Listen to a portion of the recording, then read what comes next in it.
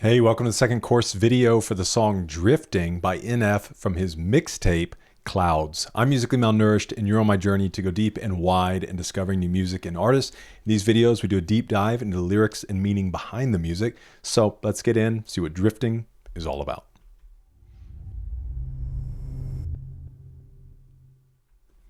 All right, on Drifting, NF raps about insecurities and lack of self-love.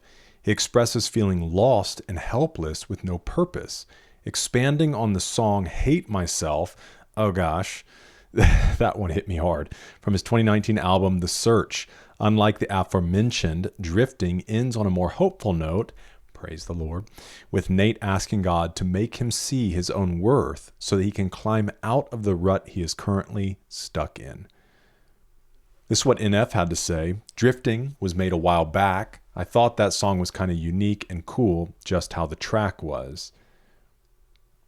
In an Instagram Live, NF said at some point, I think Drifting was going to be on the next project, which I'm glad it wasn't, because I don't think I would have wanted it on there. Sometimes I'll start making songs right after The Search happened. I'll start getting in the studio, making stuff, and then I hear it later, and I'm like, oh man, it feels dated.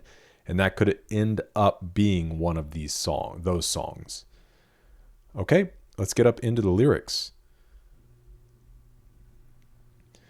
The chorus says, drifting, watching the world go round. World go round. Listening to unfamiliar feelings and unknown sounds.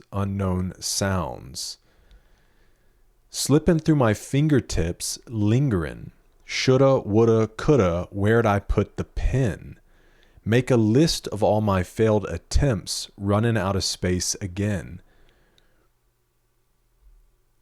I wonder, slipping through my fingertips, I don't feel like ties to the pen here.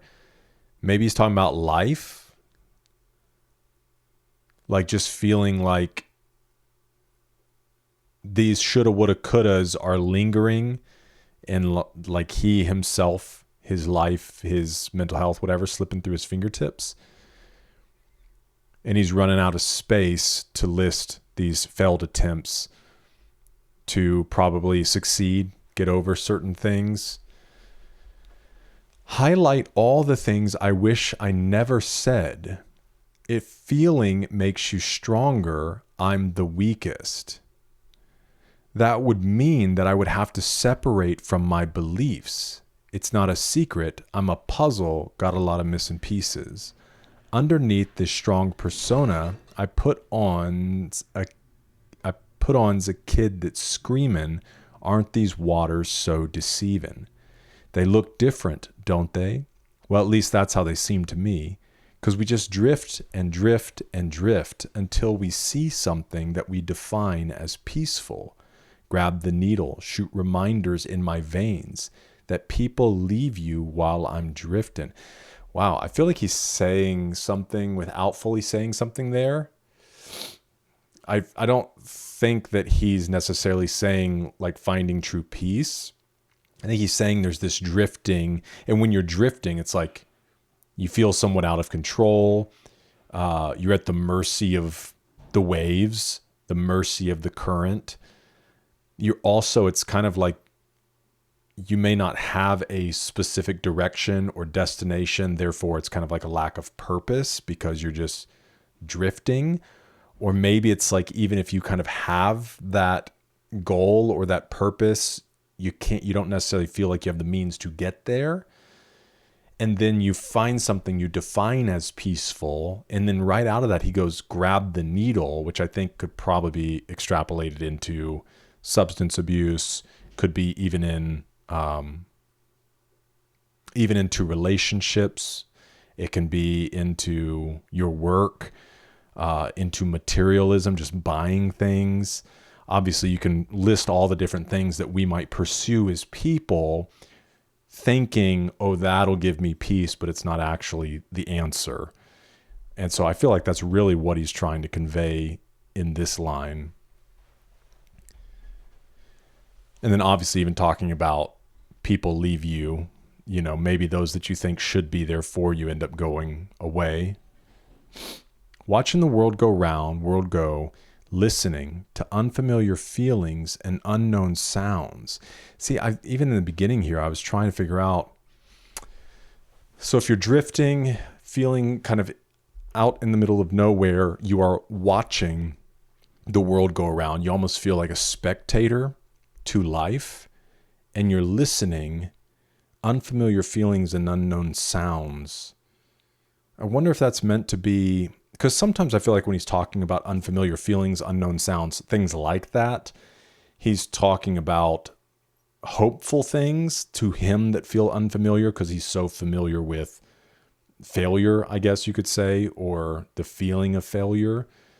But in this, I don't know if it's just supposed to be this kind of detachedness, like drifting, and just everything feels like you're watching the world happen, and almost like there's this kind of curtain, or if you think about it in an interrogation room, this like glass between you and the rest of the world, and maybe there's just kind of these muffled sounds and these feelings that you can't really wrap your head around. I don't know. That's kind of what I draw from this. Let me know if you have a different thought on it.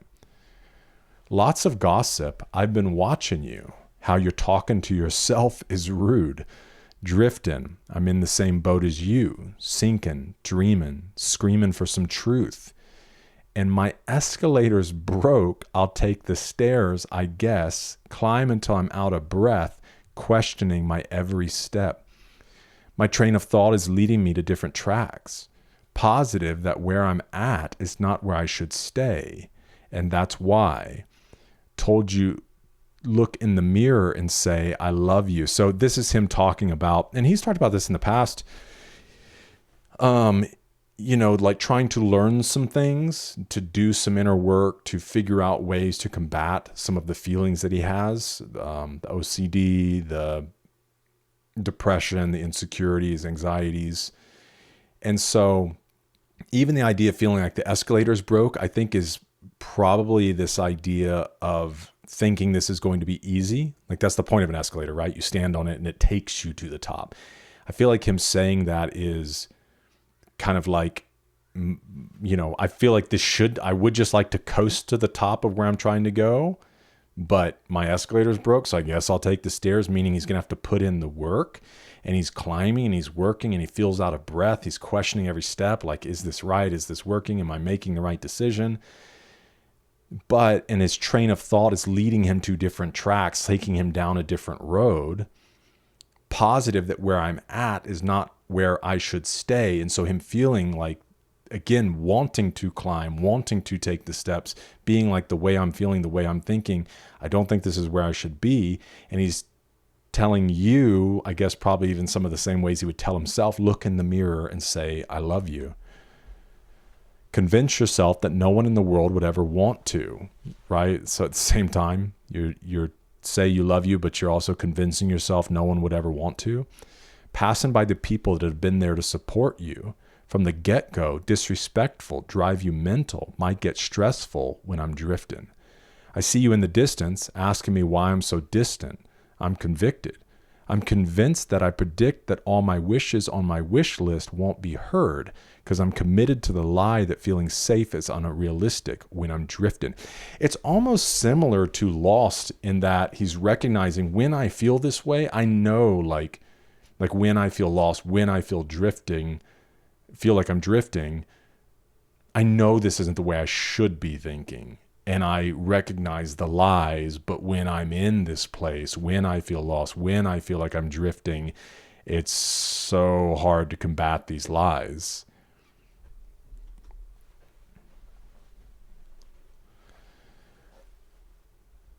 And then a repeated chorus in the outro. Ignorant to my ignorance. Oh my gosh. Which is almost like living blind. It's almost like you don't know what you don't know because you're ignorant to your ignorance. Which obviously in him writing this line, he's not. He's aware of it. Tell me I'm worth it, God. Give me the faith to rise and help me diversify, to take a step forward, immersed in my belligerence, amplified.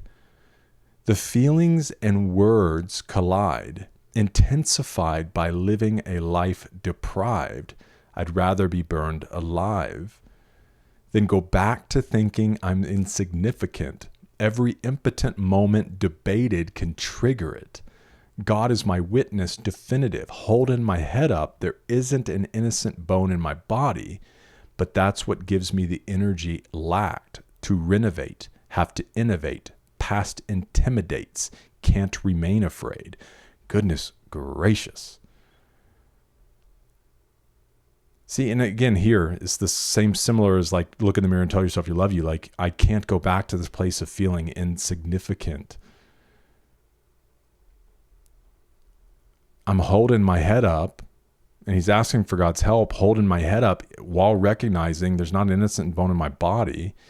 But it's almost like that idea of, in Matthew chapter 5, I think, it's called the Beatitudes in the book of Matthew, when Jesus is teaching, and there's a series of blessed are, and one of them is blessed are the poor in spirit, for they shall inherit the kingdom of God.